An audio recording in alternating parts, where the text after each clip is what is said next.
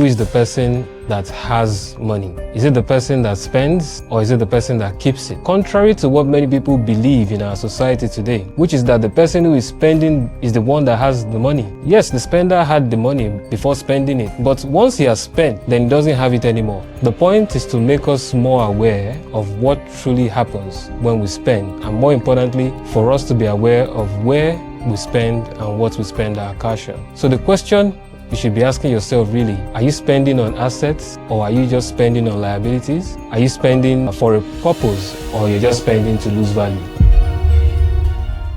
Welcome to the Blo Counsel, where we talk about everything personal development and business development. My interest and intention today is to put the answer to this question in the proper light, so that after watching me, you will also be able to tell who truly has the money, and more importantly, you'll be able to know what it truly means to have money. Let me begin by sharing an interesting experience that I had many years ago after a very fun night out with some friends.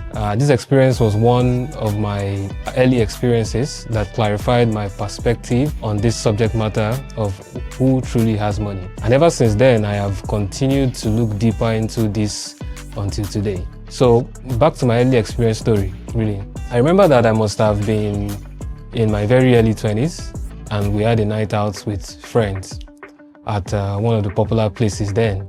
I think the name of the place was Aura, for those of us who may remember that name. Well, after enjoying ourselves and staying out for about 4 hours that night, having drinks and listening to great music, at least this was what fun looked like at the time. Then it was time to settle our bill for all we ate, drink, and all of the rest. And I remember that the bill the attendant gave to us was over ₦1 million that day. And before you guys begin to say, oh, how much is ₦1 million? Well, this was a time when a good bottle was about maybe 35,000 naira, and the dollar exchange rate was about 150 naira to $1. So yes, in our eyes then, this was good money. I wasn't the one who called the night out. I had come out with 2 friends, even though, right now I cannot particularly remember what we were celebrating that day. What I do remember is that when it was time for us to settle the bill, I had to help to transfer the payments because both friends who had called the outing had a bank transfer limit of some sort. And this was how I actually got to know the total amount that was due for us to pay that day.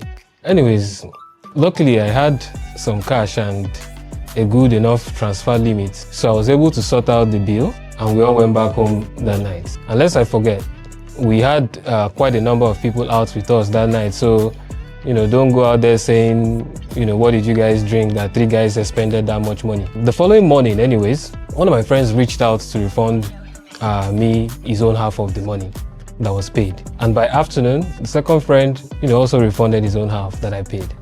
But what I noticed though, is that the second guy was a little reluctant to refund the cash. And I knew this because we were together at mine, because this particular friend was living out of the state at the time. So he was at my house. So like, my usual practice of always asking and never assuming anything, I decided to ask him why he was reluctant to refund his own half of the money from the outing. And he told me that even though he knew he had to pay, he just felt like he was just wasting his cash that morning for no reason, because he couldn't feel any value being received back for the money. In my mind, I was like, this guy is not serious. After all the drinking and shouting, I think he even had, the most fun than every other person. But I just thought about all this and I did not say it out anyways. The part that really got me was when he now said that his account is now on a minus and mine is now on a plus. And in my head, I'm like, mine is the same and not a plus. But, I understood what he meant and how he felt.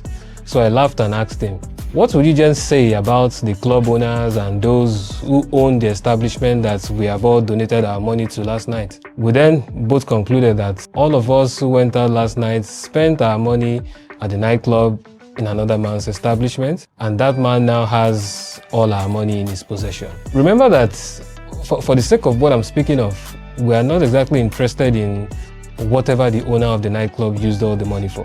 What we are interested in is the fact that those of us who spent our cash woke up the next day on a minus, while the owner of the establishment where we spent our cash likely got up that morning with a plus on his bank account or business account.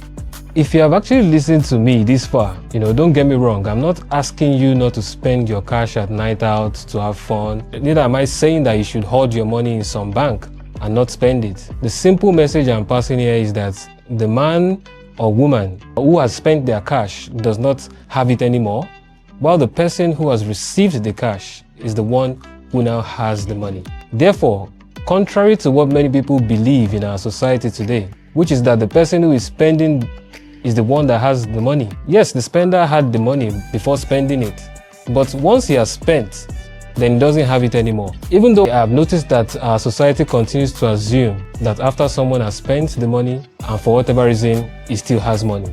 I know many still watching right now will say, but what if the money is spent on an investment to yield returns? On the other hand, some may say that, oh, are you now saying we shouldn't spend our money and have fun? Some people may also be thinking and say that, oh, what if the person spending has a source of income, so it doesn't really matter if he or she spends on whatever they want? Well, I'm not saying any of this is a bad idea, and anyone who does any of these things is absolutely on their right to do whatever they want to do. The essence of this video isn't to tell people not to spend, and neither is it to tell people not to have fun in nightclubs. The point is to make us more aware of what truly happens when we spend, and more importantly, for us to be aware of where we spend and what we spend our cash on. So the question you should be asking yourself really, are you spending on assets or are you just spending on liabilities? Are you spending for a purpose or are you just spending to impress people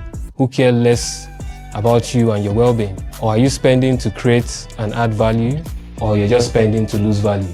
These are the questions I want you to ponder as you begin to make more money. And like I said, this has nothing to do with where the money came from, but it has all to do with what the money is being deployed for. As I wrap up this short video on who really has the money, and of course, I'll guess you already should know by now that that person is not the spender. Remember that money has its own eyes and money sees, but it only sees and flows in the direction of value, which means money continuously flows to where value grows. So when you make money, deploy and spend your cash in a direction where it can bring more value, and money being such a great keeper of promise will kindly and definitely return back to you in more abundance. So thank you for listening and watching me again today.